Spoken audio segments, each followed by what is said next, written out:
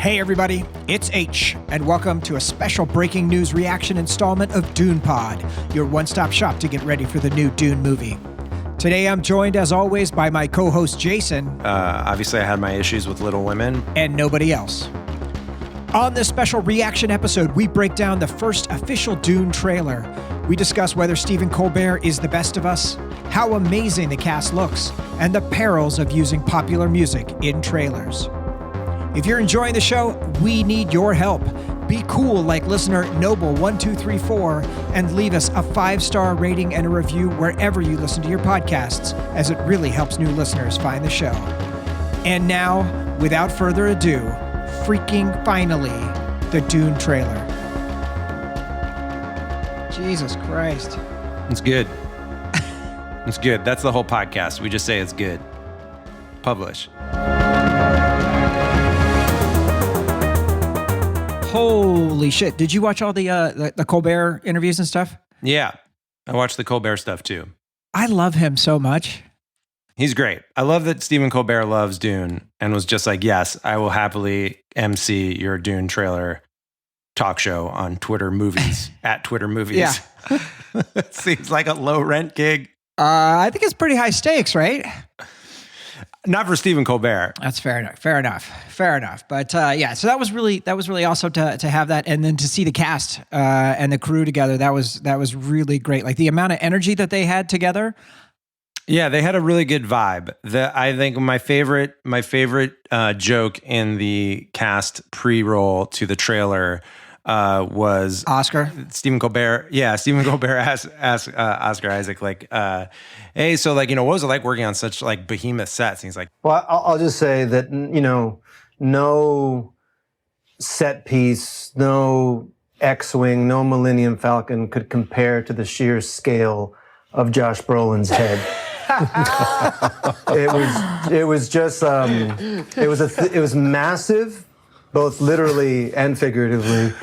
And just it really made me feel like I was in an alien planet. Those voices. As someone with a giant head, I appreciate it. Well, it was like such an awesome moment because people were like, oh my God, he's about to do a Star Wars slam. This is bad. Yeah, I know. I was ready. I was like, yes, dish on that shit. No, it was good. But it seemed like they all really were grateful to work on this. I mean, particularly Momoa, who said, like, this is how I want the rest of my career to go. That was really cool. That was very touching, actually. Yeah, I thought that was good. And he said, Momoa also said, I felt beautiful in this film. Yeah. Which I'm like, that's great. I love it. So I just want to ask a question right at the beginning here. What was your take on using the Floyd song? The future, I can see it.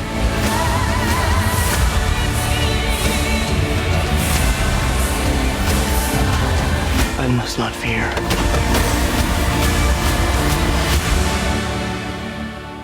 Yeah, so I think as others have pointed out on Twitter already, the Floyd song is nice because it's a tie to Jodorowsky's Dune, because Floyd was supposed to do the soundtrack. And of course, there's this scene where Jodorowsky meets Pink Floyd in the Abbey Road studios and they're not into him. And then Jodorowsky throws a fit and like, they're like, okay, all right, this guy's crazy. We can work with him. And he's like, he has the line in the movie. He's like, they say yes. Yeah, they were mixing Darkseid, supposedly. They were mixing Darkseid, right. Yeah, supposedly. Who knows what's real? But yeah, so I like that. I'm also personally a fan of Darkseid. And like, it's an album I've listened to a lot. Like, it's kind of against the rest of my music taste, but that album I do really like. I do think... and I think it works emotionally in the trailer. I think the gimmick of we're going to take a classic song and do a cover of it for a trailer sort of feels a little played out to me at this point. Totally. I think we've got the best versions of that from Jordan Peele, and like people should try some other technique for trailers. That's not a Villeneuve choice, right? The director usually doesn't make the trailer, so I don't really feel bad slagging on it. And I also, again, just sort of as a Gen X fan, would have rather seen like sort of a like a moody cover of like a Pavement song or something, like a moody epic cover of like, a Pixies track or something, whatever, just something instead of a boomer track. But whatever, it works. I mean, it works in the trailer. My initial reaction was that's fine. I wasn't like, oh my God, this is the best. I'm generally like super over that. We talked about it on the Batman trailer, but it was Nirvana, and that was actually kind of cool. Right. And it was the original version as opposed to so much change. Here, I thought it worked great. And once I realized and read that Jodorowsky connection, that clicked for me. Yeah. I generally just would have loved it just to be just pure Hans Zimmer score and nothing else. There's no reason not to do that. Exactly. Like the taste of the Zimmer score we've gotten so far is so compelling. We were corresponding with our Fedekeen warriors on DM, and they pointed out that like the snippet that is in the teaser for the trailer, like the faces rotating that came out yesterday, is clearly to us an homage to the original Lynch soundtrack. Like there's that chord build in that little snippet that makes me excited.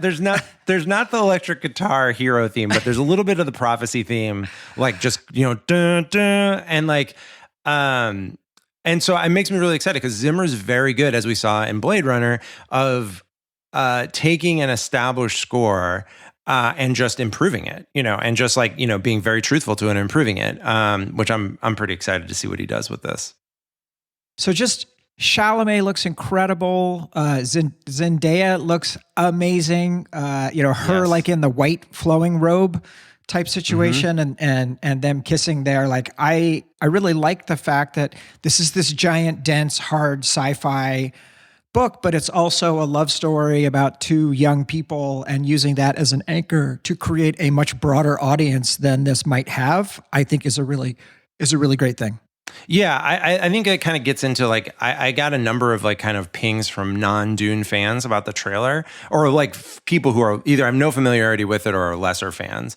And it was interesting. Like Crystal was watching it with me, and her immediate reaction in that scene was like, she's like, well, at least the kiss is better in this than in the version in Lynch. Right. So that's good. And like, I do think like another question that folks raised to me was like, is this like a young adult story? Like, is this like is this like that kind of audience for this story? And I don't think it is. But you kind of get, they start off like trying to broaden the aperture to like encompass that audience. Dude, the shot of Arakeen burning with Paul and Jessica standing up in silhouette is so rad. We already saw the great shots of the Gom Jabbar last week, but Paul's scream is just like super intense. The test is simple. Remove your hand from the box, and you die. What's in the box? Pain. There's a couple things in here before we get to the scream. One is that I love Paul's headboard. He has this really lush fish headboard, which is just definitely hashtag headboard gold.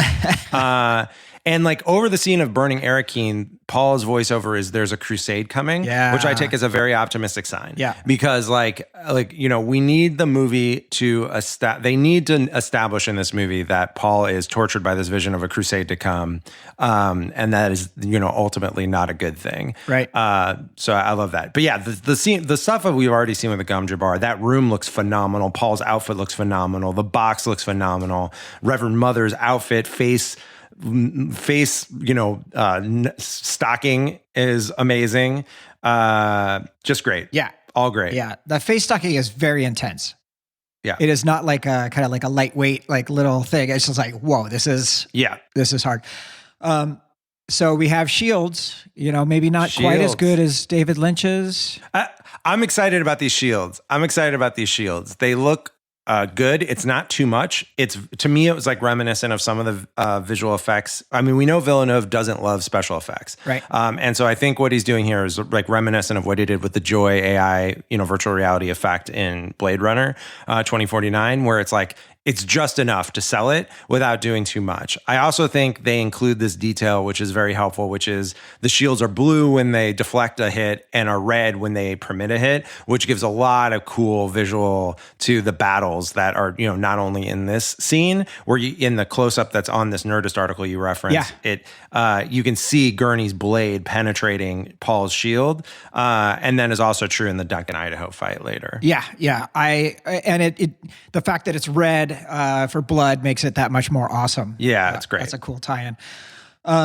Oscar looks terrific. Through this Caladan looks totally amazing. Like all of those shots and the whole thing of like he's going to lose the planet, he's going to lose the other one too. Like the intensity is there.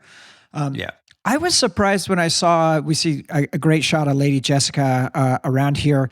They really aged her digitally or makeup or whatever. Like when they showed her in the in the Colbert interviews, she looks like 10 years younger than she does in the film. I had a similar reaction, which is like when I saw the Colbert thing, I was like, I don't know if I believe she can be Timothée Chalamet's mom. I was like doing the math. I was like, did Jessica have this child when she was like 12 or something? Like, it's like, but she looks great. The scene where they arrive on Arrakis and she's got this like gauzy veil, like her formal Bene Gesserit like arrival veil. Is that her or is that family folks? I was trying to figure that out. I'm pretty sure that's her with family folks in the background. And because she's got like the diamond studded face girdle. I think only the royal concubine of the Duke gets the diamond-studded face girdle, and the ladies in the back just have the formal Arrakis arrival gauzy veil. Right. That makes sense. There was a speculation of that shot of Leto, like, was that going to be him going into battle with the bright light or whatever? Yeah. And just that thing of the footstep onto Arrakis, and then the shots of outside the guild ships, just so badass.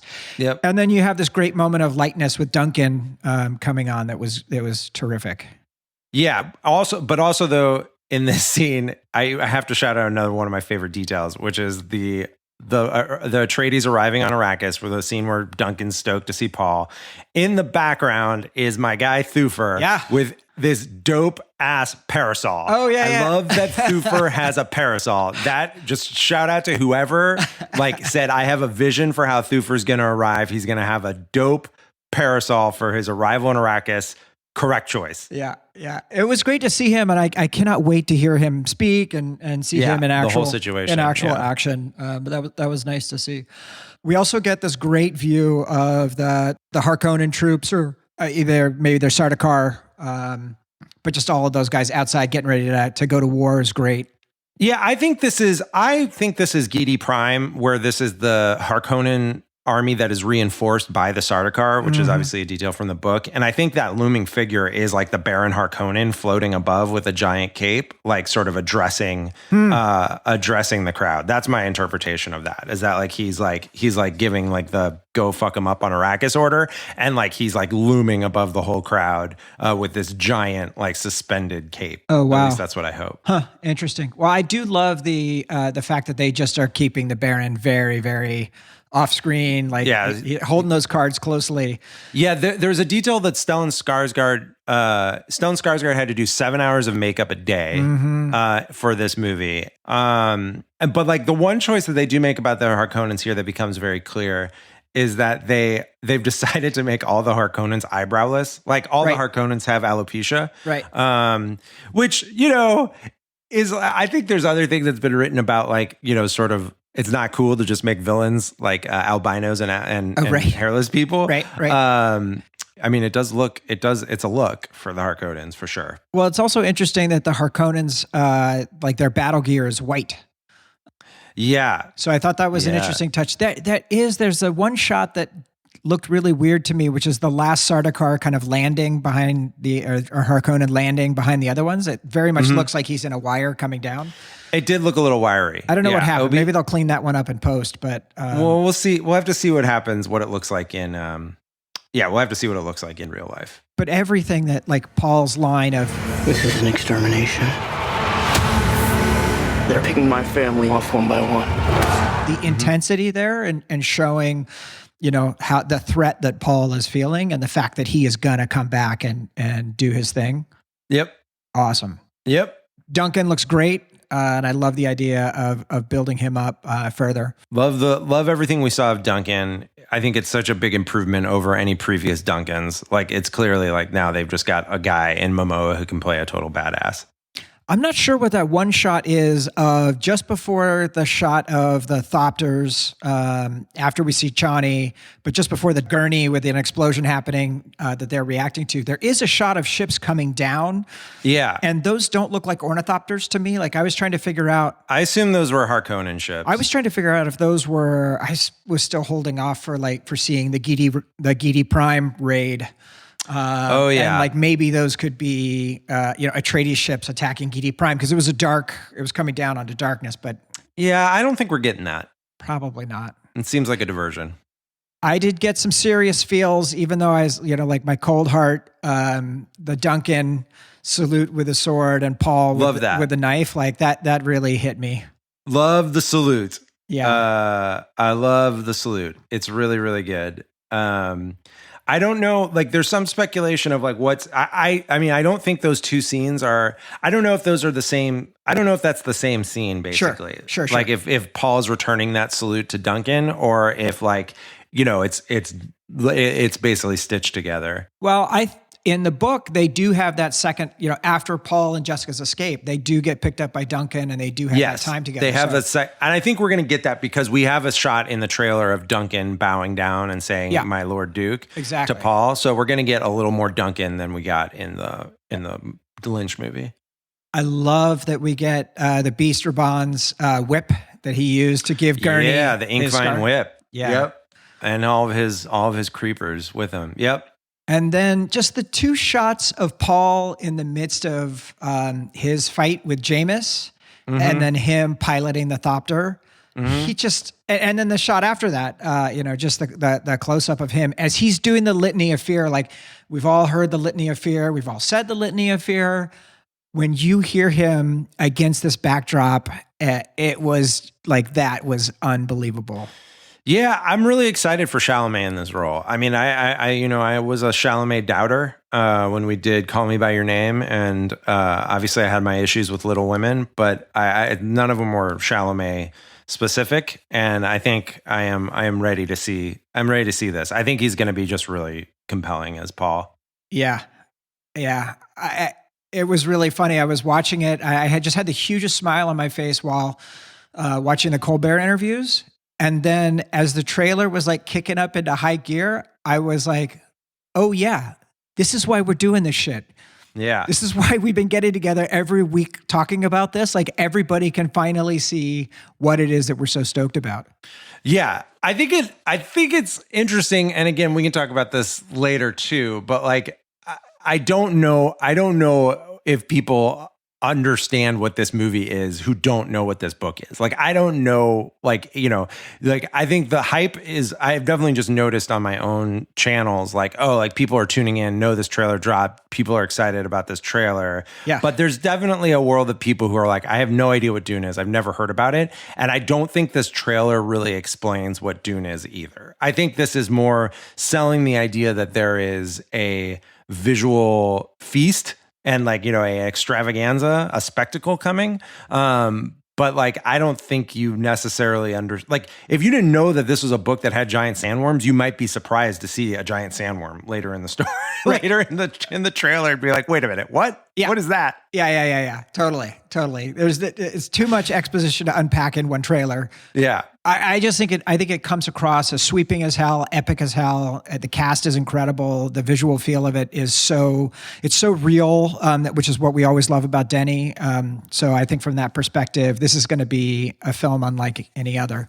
And the trailer really boils down the story of Dune to like the themes that are in the Gom Jabbar scene, which is that like this planet is a trap. It's not going to work out well. And the test is, what do humans do when they fall into a trap? Yeah. Because we know animals will cut their own legs off. What do humans do? And like that's essentially what this movie is, like what this trailer is boiling the movie down to.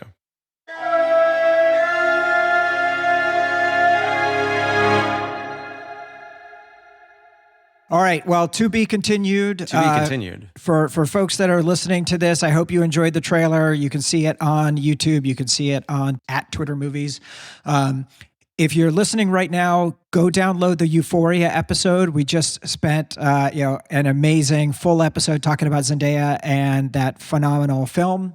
And then tonight we are recording our full episode on Enemy. So feel free to send us letters at dunepod.com if you have hot reactions over the next couple of hours, or you can send us a voicemail at 415-534-5211. We would love to play your hot takes tonight.